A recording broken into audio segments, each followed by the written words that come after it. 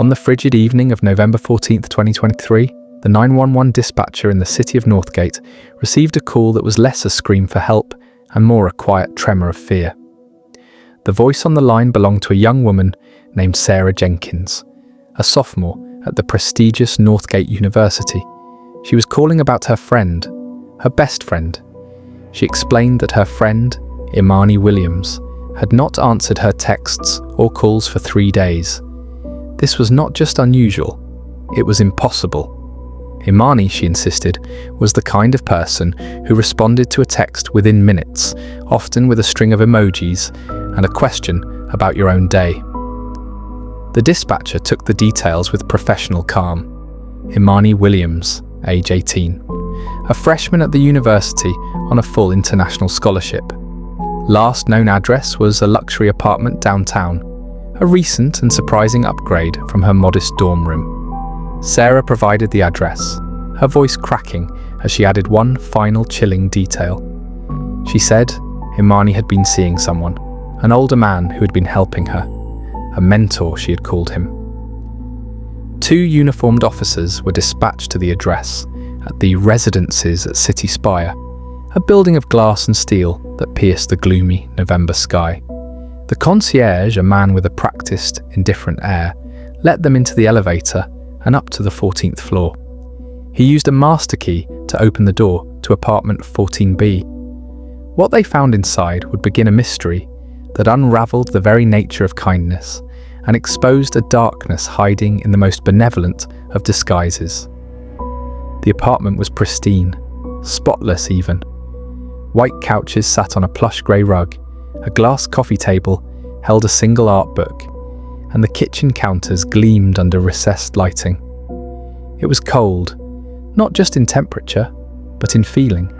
It looked less like a home and more like a showroom, staged for a magazine shoot. In the bedroom, they found her. Imani Williams was lying peacefully in her bed, the expensive duvet pulled up to her chin, an empty bottle of prescription sleeping pills, and a half-empty glass of water sat on the bedside table. Beside the glass was a note, written in neat, elegant cursive. It was a suicide note. It spoke of overwhelming pressure, of loneliness, of the despair of failing to live up to expectations. To the uniformed officers, it seemed like a tragic, but sadly straightforward, case. A young, brilliant student, far from home, buckling under the immense weight of her own potential. But when Detective Evelyn Miller arrived on the scene an hour later, she felt a familiar, cold prickle of doubt. It was a feeling she had learned to trust over her 20 years on the force. Detective Miller was a woman who noticed things. She noticed the lack of personal effects, the absence of the typical clutter of a young person's life. There were no photos, no ticket stubs pinned to a corkboard, no half-read paperbacks with cracked spines. She noticed the cursive on the note. Itio Akit was almost too perfect, too uniform, lacking the slight tremors and imperfections of a hand writing its own death warrant. And she noticed the glass. There were no fingerprints on it, none at all. A decision that would cost someone their freedom. Who was Imani Williams? And how did a girl who, just 3 months earlier, was living on instant noodles in a cramped dorm room, end up in a luxury apartment with a fatal dose of sedatives in her system? To understand what happened in that cold, sterile room, you have to go back. Back to a warm evening in late August, and an encounter that changed everything. In August 2023, Imani Williams was a vessel of pure, unadulterated hope. At 18, she'd travelled over 5,000 miles from her home in Lagos, Nigeria, to the United States. She carried with her 2 worn suitcases and a scholarship that covered 70% of her tuition at Northgate University, one of the best engineering schools in the country. The remaining 30%, plus her living expenses, was a chasm of debt she had promised her family she would somehow manage. She was brilliant, with a mind that saw the world in terms of systems, structures, and solutions. But she was also deeply empathetic, a trait instilled in her by a mother who taught her that wealth was measured not by what you had, but by what you were willing to give. Imani was a study in contrasts, fiercely independent yet lonely, intellectually confident yet socially naive in this new, bewildering country. Her vulnerability was not a weakness of character, but a byproduct of her circumstances. She was isolated, financially strained, and possessed a deep, trusting belief in the inherent goodness of people. Her life was a carefully balanced equation of work and study. She attended her classes with fierce determination, worked 20 hours a week, shelving books at the university library, and spent her evenings rationing grocery money. Her dorm room was small, but she'd made it her own with vibrant textiles from home and photos of her smiling family. She dreamed of graduating, of designing sustainable water purification systems for communities like the one she grew up in. It was a clear, noble dream, a dream that made her the perfect target. The encounter that sealed her fate happened on a Tuesday night. It was just after 9 o'clock, and Imani was leaving a discount grocery store several blocks from campus, a place she frequented because the prices were kinder to her budget. She pushed a slightly wobbly cart laden with staples, rice, beans, pasta, and a small carton of eggs she had debated for 5 minutes before allowing herself the small luxury. As she exited the automatic doors into the cooling night air of the parking lot, a figure detached itself from the shadows near a row of shopping carts. He was a man who looked to be in his late 50s, his face a roadmap of hard living. His clothes were frayed, his beard was unkempt, and he carried the weary, haunted look of the chronically homeless. He was white, a detail that stood out only because it was another layer of difference in a life already full of them. He approached her not with the aggressive demand for change she had learned to expect, but with a frantic, desperate energy. He said his name was Arthur. He explained, his voice thick with panic, that he had lost his son, his 10-year-old boy, Leo. He said they had gotten separated in the store, and now he couldn't find him anywhere. Imani's first instinct was to be cautious. She was a young woman, alone at night, but the man's distress felt profoundly real. His eyes, a pale, watery blue, were wide with genuine terror. He wasn't asking for money. He was asking for help. He gestured vaguely toward a darker, unlit corner of the parking lot, near a dumpster. He said he thought he heard his son call out from over there, but he was afraid to leave the entrance in case Leo came back. He asked her, begged her to just go and look for him. A cold spike of fear ran down Imani's spine. Every instinct for self-preservation screamed at her to say no, to get in a cab, to walk away. But then she looked at his face, at the raw panic of a father who had lost his child. Her mother's voice echoed in her mind. You measure your wealth by what you give. How could she walk away? She didn't follow him. She was too smart for that. Instead, she made a counteroffer. She told him to stay right there, under the lights of the store entrance. She said she would walk the perimeter of the lot, calling the boy's name while he watched the doors. She pulled out her phone. She said if they didn't find him in 5 minutes, she was calling the police. The man's shoulders sagged with what looked like immense relief. He agreed instantly, thanking her profusely. For the next few minutes, Imani walked through the rows of parked cars, her clear voice calling out, "Leo, your father is looking for you!" Nothing. As she was about to return to the man, to tell him it was time to call 911, a car screeched to a halt at the far end of the lot. A woman jumped out, yelling the man's name. "Arthur, I found him. He was hiding in the car." The man, Arthur, cried out in relief and sprinted toward the car. He didn't even look back at Imani.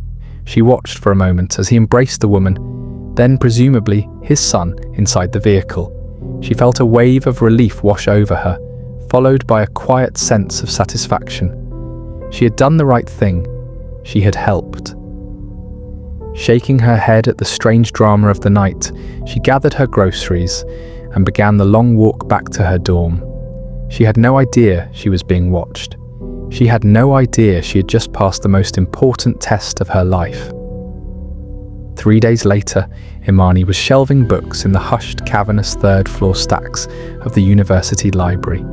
It was her sanctuary, a place of order and quiet that soothed her often anxious mind. As she slid a heavy tome on fluid dynamics into its proper place, a voice behind her spoke her name. Imani Williams? She turned. Standing there was a man she did not recognize. He was tall, elegantly dressed in a tailored grey suit, with silver hair and the same pale blue eyes she remembered from the parking lot. But this man was not homeless. He was the picture of wealth and success. He smiled warmly, and it was only then that she recognized him. It was Arthur. He saw the confusion on her face and chuckled. He explained that his name was Arthur Finch. He was a philanthropist, the head of a private foundation dedicated to identifying and rewarding acts of civic courage and compassion. He confessed that his appearance in the parking lot had been a deception, a test. He told her a fabricated story about his own past, how he had once been down on his luck and had been saved by the kindness of a stranger. He claimed his foundation now used these social experiments to find people with genuine character, people who helped not for reward, but because it was the right thing to do. He said her response, her caution mixed with her profound willingness to help, was exactly what he was looking for. Imani was speechless. She felt a strange mix of indignation at being deceived and a dizzying sense of flattery. He had chosen her. Out of all the people he could have tested, he had seen something special in her. Arthur Finch was a master of his craft. He had studied psychology, not in a classroom, but in the predatory school of a criminal family that specialized in long cons. He understood that for a target like Imani, overt displays of wealth were not the primary hook. The hook was validation. It was the feeling of being seen, of being chosen for one's inherent goodness. Over the next 2 weeks, he began the systematic process of grooming. He positioned himself as a mentor. He met her for coffee, asking her about her studies, her dreams, her family. He listened with rapt attention, his gaze never leaving her face. He praised her intellect, her ambition, her spirit. He told her she reminded him of his own daughter, a daughter who had tragically passed away, but who had possessed the same fire. It was a lie, of course. He had no daughter. But it was a lie that forged an immediate, powerful emotional bond. He never made a romantic overture. He was careful to keep the dynamic purely platonic, that of a benevolent father figure. He sent her articles related to her engineering studies. He offered advice on navigating the university's bureaucracy. He sent her encouraging texts before exams. For a young woman thousands of miles from her own father, his attention was like water in a desert. She began to depend on his praise, to look forward to his calls. She was starting to trust him completely. In mid-September, the first major gift arrived. Arthur had learned of her financial struggles, the 30% of tuition that loomed over her like a storm cloud. He met her at her favourite campus cafe, a grave expression on his face. He explained that the board of his foundation had reviewed her case. They had been so impressed by her character and academic potential that they had voted to award her a full Finch Fellowship. He slid a check across the table. It was for the exact amount of her remaining tuition for all 4 years. Imani stared at it, her heart hammering in her chest. It was more money than her entire family had ever seen in one place. Tears welled in her eyes. She tried to refuse to say it was too much, but Arthur was prepared. He said with a warm smile that it was not a gift, but an investment in her future, and through her, an investment in the future of the world she wanted to change. He told her that accepting it was her duty. To refuse would be to deny her own potential. How could she argue with that? She accepted, her gratitude so immense. It felt like a physical weight, a weight of obligation. What she didn't know was that the check was not from a foundation. It was drawn from a personal account, funded by a web of criminal enterprises. With her tuition worries gone, a huge burden was lifted from Imani's shoulders. She felt lighter, more focused. She told her best friend Sarah the incredible story. Sarah, A practical and slightly cynical native of the city was skeptical. She found the story of the homeless test strange and theatrical. She warned Imani to be careful. Imani brushed off her concerns. She explained that Sarah just didn't understand. Arthur was not like other people. He was a visionary, a truly good man, in a world that had forgotten how. This was the first wedge, the first subtle act of isolation, framing her old connections as people who didn't understand her new elevated life. A week later, Arthur made his next move.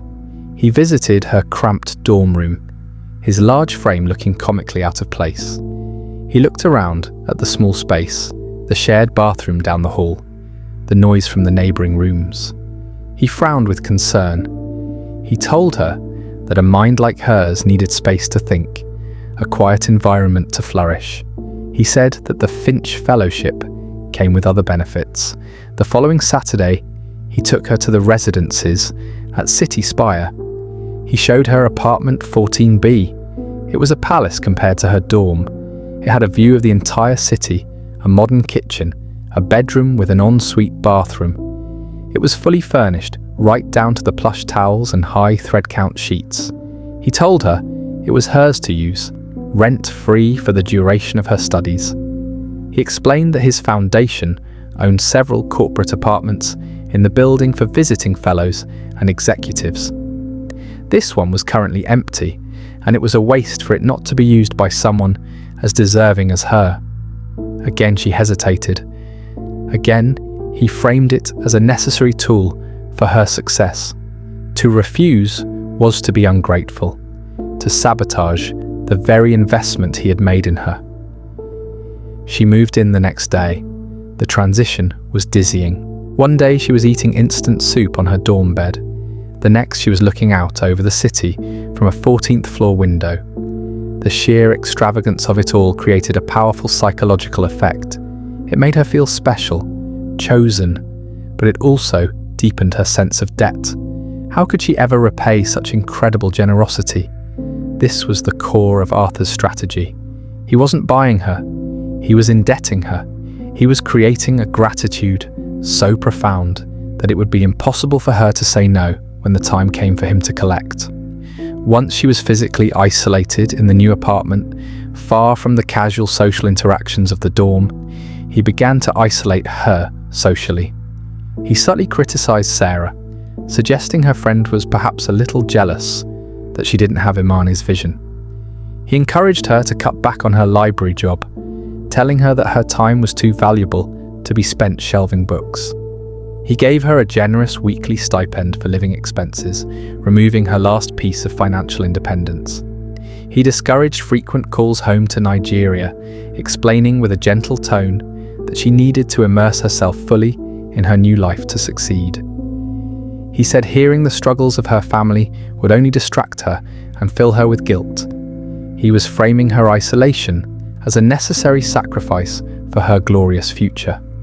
And Imani, caught in the whirlwind of her new reality, believed him. Her world was shrinking, its walls papered with Arthur's generosity. Soon, he would be the only person left in it. By late October, Imani's life was unrecognizable. She was living in a luxury apartment she didn't pay for. Her tuition was covered, and she had a weekly allowance that meant she no longer had to look at price tags. But she was also more alone than she had ever been. Her contact with Sarah had dwindled to occasional, awkward texts. Her calls home were brief and stilted, full of things she couldn't say.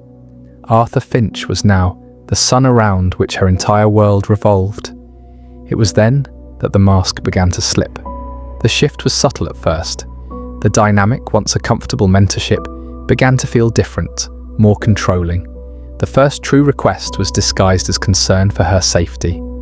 Arthur insisted on installing a new security system in the apartment, one that he could monitor remotely. He also asked her to install a tracking app on her phone, framing it as a way for him to know she was safe when she was out late from the lab. He said, "With a gift like yours, we can't take any chances." Imani felt a prickle of unease. It seemed excessive, but how could she refuse? He had given her everything. To deny this request would seem deeply ungrateful. So she agreed. He now knew where she was at all times. Next came the rules. They were small at first. He would comment on her appearance, suggesting she dress in a more professional manner. He bought her an entirely new wardrobe, filled with expensive, conservative clothing that felt nothing like her own style. He'd call her in the evening, and if she didn't answer immediately, he would become audibly distressed, asking where she had been, who she had been with. His concern was beginning to feel like surveillance. The money, once a gift, now became a tool. If she did something that pleased him, like sending him a draft of an essay, for his review, he would transfer an extra few $100s to her account as a bonus. If she mentioned wanting to go out with a few classmates, he would sound disappointed, reminding her of the importance of focus, and the stipend for that week might be slightly less than usual. He never said it was a punishment. It was just a reallocation of resources. The true shift, the one that turned her unease into a quiet, gnawing fear, came during the last week of October. He had taken her to dinner at an exclusive restaurant. Afterwards, back in the sterile silence of her apartment, he did something he had never done before. He put his hand on her knee. It wasn't aggressive. It was a simple, proprietary gesture, but it changed everything. The fatherly mentor was gone. In his place was a man, an older man, making a claim. He started talking about companionship, about how lonely he was. He spoke of his generosity, subtly reminding her of all he had done for her. He never explicitly said, "You owe me this." He didn't have to. The words hung in the air between them, thick and suffocating. Imani froze. This was not part of the deal. She gently removed his hand, her heart pounding. She tried to laugh it off, to change the subject back to her studies. But Arthur's smile vanished. For a fleeting second, his eyes became cold, flat, and empty. It was a look she had never seen before, and it terrified her. He saw her fear and immediately softened, apologizing, saying he had overstepped. But the damage was done. The illusion was cracked. For the first time, Imani felt trapped. She was living in his apartment, using his money, her entire academic future held in his hands. He had built her a beautiful, gilded cage, and she had walked into it willingly. The gratitude that had once felt like a warm blanket now felt like a chain. Her fear grew daily, a silent, creeping dread. She started to feel like an actress in a play she hadn't auditioned for, her lines and blocking dictated by an unseen director. The critical discovery, the moment the entire artifice shattered, came on a Monday afternoon in early November. It was a moment of pure chance, a fatal mistake by a man who rarely made them. Arthur had stopped by the apartment, as he often did, to check in. He was on his way to what he claimed was a board meeting and was in a hurry. In his rush to leave, he forgot his briefcase. Imani noticed it sitting on the kitchen counter an hour later. Her first instinct was to call him, but she hesitated. A dark, powerful curiosity, born of weeks of rising fear, took hold. What was in there? Her hands trembled as she reached for it. It was unlocked. Inside, among some generic business papers, was a slim, silver laptop. It wasn't his usual work computer. This one was different, smaller, more private. Acting on an impulse she didn't fully understand, she opened it. It powered on without a password. The desktop was clean, except for a single folder labelled Projects. With a click of the trackpad, her world ended. The folder contained not business proposals, but other folders. Each was named with a first name and a nationality. Anja, Poland; Lime, China; Sofia, Brazil; Gabriela, Venezuela. Her blood ran cold. With a shaking finger, she clicked on her own name, Imani, Nigeria. Inside her folder was a horrifyingly detailed chronicle of her own life. It started with a document titled Initial Surveillance. It contained photos of her, taken from a distance, on campus, at the library, outside her old dorm. It had notes on her class schedule, her work hours. It included a detailed profile. Target is highly intelligent, ambitious, Primary vulnerability, financial pressure. Secondary vulnerability, loneliness, isolation from home culture. High empathy score, demonstrated in grocery store test. Ideal candidate. She clicked through other documents. There were transcripts of their text conversations, summaries of their coffee meetings, with notes on her dreams and fears. There was a financial ledger, tracking every dollar he had spent on her, from the tuition check down to a $10 coffee. It was all there. A systematic, clinical, predatory playbook. She was not special. She was not chosen. She was a project, a target. Fighting back a wave of nausea, she clicked out of her folder and into another. Ania, Poland. The structure was identical. Surveillance photos of a pretty blonde girl, a profile detailing her vulnerability, a desperate desire to escape a difficult family life. A ledger of gifts, a paid-for art course, a new camera, a small studio apartment. Then she saw the final file in Anya's folder. It was a video file, dated 6 months prior. Her hand shook so violently she could barely click on it. The video opened. It was filmed in what looked like a hotel room. Anya was there, looking terrified. Arthur was there too, his voice no longer warm and benevolent, but cold and commanding. The video was short and its contents were unspeakable. It ended with Anya unconscious on the floor. The folder also contained a file with a forged suicide note and a copy of a police report from Warsaw, ruling her death a self-inflicted overdose. Imani slammed the laptop shut, a strangled sob escaping her lips. She stumbled back, hitting the wall, her legs giving out. She slid to the floor, gasping for air. It was a system, a repeatable, monstrous process. He found them, he groomed them, he indebted them, he isolated them, and then he used them. For what? She didn't fully understand. Blackmail? Trafficking? The video suggested something even darker. And when he was done, he disposed of them, staging their deaths as tragic suicides. She looked around the beautiful, sterile apartment. It was not a home. It was a stage. It was the same stage where Anya's story had likely ended. The same stage where Lime's and Sophia's stories had ended. She was next.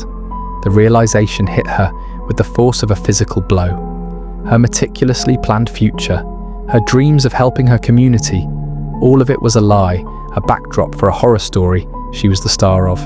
Her phone buzzed. It was a text from Arthur. On my way back, forgot my briefcase. See you in 15 minutes. 15 minutes, that was all she had. A terrifying clarity washed over her. There were two options, confrontation or escape. Confrontation was suicide. He was a monster wearing a human face. To confront him would be to pull the curtain back herself, to speed up his timeline. He would silence her just as he had silenced the others. Escape. It was the only choice, but how? He was tracking her phone. The apartment building had security cameras he probably had access to. Her passport, her documents were in the bedroom. Her money was in a bank account he controlled. He had built her prison with perfect precision. Panic gave way to the sharp, analytical mind that had gotten her into Northgate University in the first place. She began to think in systems, structures, and solutions. He was tracking her phone. So she had to leave it behind. He had cameras, so she had to find a blind spot. He controlled her money, so she had to leave with nothing. She ran into the bedroom, her mind racing. She grabbed her passport and the small stash of emergency cash she had kept hidden from him. $200, a holdover from her days of scarcity. She shoved them into her pocket. She looked at the expensive clothes in the closet, the beautiful things he had bought her. They were props. She left them. She put on the simple jeans and hoodie she had arrived in this country with. It felt like putting on armor. The phone. She couldn't just leave it. He would know she had fled. She had to make it look like she was still here. An idea sparked. She remembered Sarah, her worried friend. She quickly typed a text to Sarah on Arthur's laptop. A simple, "Hey, feeling really overwhelmed. Going to turn my phone off and just sleep for a day. Talk soon." She didn't send it. She saved it as a draft. It was a desperate, flimsy breadcrumb, but it was something. She placed her phone on the bedside table, right where it would be found. Then she ran to the front door, her heart hammering against her ribs. She took a deep breath and opened it a crack. The hallway was empty. The elevator was at the far end. Too exposed, the stairs. She slipped out of the apartment, pulling the door so it was almost shut but not latched. She ran to the emergency exit and pushed the bar. The alarm was deafening, a shriek that announced her escape to the entire building. She didn't care. She plunged into the concrete stairwell, taking the steps 2, 3 at a time. 14 flights, 13, 12. Her lungs burned. Her only thought was to get to the ground floor and disappear into the city. She burst out into the lobby, right past a startled concierge who was looking toward the shrieking alarm panel. She didn't look at him. She pushed through the main glass doors and hit the cold November air. She ran. She didn't know where she was going. She just ran, weaving through pedestrians, ignoring the blare of car horns. She ran until her sides ached and her vision swam. She ducked into a dark alleyway, collapsing against a brick wall, finally allowing the terror to wash over her in great, shuddering waves. She was free, but she was also alone, terrified, and being hunted. Back at the residences at City Spire, Arthur Finch arrived to the sound of the blaring alarm. He saw the concierge speaking frantically into his phone. A cold, professional calm descended upon him. He took the elevator up. He walked into apartment 14B and saw his open briefcase, the laptop beside it. He knew instantly. His charming facade dissolved, replaced by something ancient and predatory. There was no panic, only a quiet, terrifying fury. She had seen it. She knew. This was a complication, a loose end that needed to be tied. He pulled out his phone, not to call her, but to access the tracking app. He saw her phone's icon, stationary in the apartment's bedroom. A flicker of confusion. Then he accessed the building's security feed on another app. He watched the footage from the lobby. He saw her, a small figure in a hoodie, bursting out the main doors. He smiled, a thin, cruel slash in his face. She was clever, but she was also a scared, penniless girl in a city she didn't know, and he was a man with limitless resources and a network built for moments just like this. This was no longer a project, it was a hunt. Imani, huddled in the alley, knew she couldn't stay still. She had to get help. The police, but what would she tell them? A wild story about a philanthropic monster, a secret laptop, and video files she no longer had. They would think she was crazy. She needed proof. She needed an ally. Sarah. She made her way through the back streets, sticking to the shadows, her head on a swivel. Every face was a potential threat, every car a potential pursuer. It took her over an hour to navigate the few miles to the university campus. She found Sarah's dorm, her heart pounding as she knocked on the door. When Sarah opened it, her face was a picture of relief, which quickly turned to shock. Imani looked haunted, her eyes wide with terror. Imani pushed past her into the room and locked the door. In a frantic, broken whisper, she told Sarah everything. The homeless man, the fellowship, the apartment, the laptop, the other girls. Sarah, to her credit, did not doubt her for a second. She saw the pure, undiluted terror in her friend's eyes. She held Imani as she sobbed. Then her practical nature took over. She made Imani drink some water. She told her they had to go to the police, now, together. They went to the campus police first, who, seeing the gravity of the situation, immediately escorted them to the main city precinct. They were put in a small, sterile interview room. A detective came in. She was a calm, steady presence, a woman with tired but intelligent eyes. Her name was Evelyn Miller. Imani told her story again, this time with Sarah by her side, holding her hand. Detective Miller listened without interruption, her expression unreadable. When Imani finished, the detective didn't dismiss her. She asked clarifying questions. The name of the man, the address of the apartment. The names of the other girls Imani had seen in the files: Anja, Lee May, Sophia. Detective Miller recognized the address at City Spire. She had been there before. Just last week, in fact, to investigate a noise complaint that had turned out to be nothing. She left the room, telling the girls to wait. She made 2 calls. The first was to dispatch, requesting a tactical team to secure apartment 14B and to issue a bolo for a man named Arthur Finch. The second was to Interpol. She gave them the names Anya, Lee May and Sophia, along with their nationalities. The wait was agonizing. An hour passed, then 2. Finally, Detective Miller returned. Her face was grim. The tactical team had found the apartment empty, completely wiped clean. Not a single personal item left. Finch was gone. But they had found his briefcase and the laptop. The hard drive had been remotely erased, but the cybercrimes unit was already working on recovering the data. Then she told them about the call to Interpol. They had gotten a hit on Anja Nowak, a 19-year-old art student from Poland. She had died 6 months ago in Warsaw. Her death had been ruled a suicide, an overdose of barbiturates. The case was closed, but now it was being reopened. Imani's story was no longer the rambling of a terrified girl. It was the key to unlocking a series of international crimes. She was not a victim. She was the sole surviving witness. The investigation moved with lightning speed. The cybercrimes unit managed to recover fragments from the laptop's hard drive. They found the profiles. They found the ledgers. They found thumbnails of the horrific video files. It was all there, just as Imani had described, a digital graveyard. They also unmasked the predator. Arthur Finch did not exist. His real name was Alistair Croft. He was the estranged son of a notorious British crime family, involved in everything from money laundering to human trafficking. Alistair, however, was different. He wasn't interested in the family business. His pathology was his own.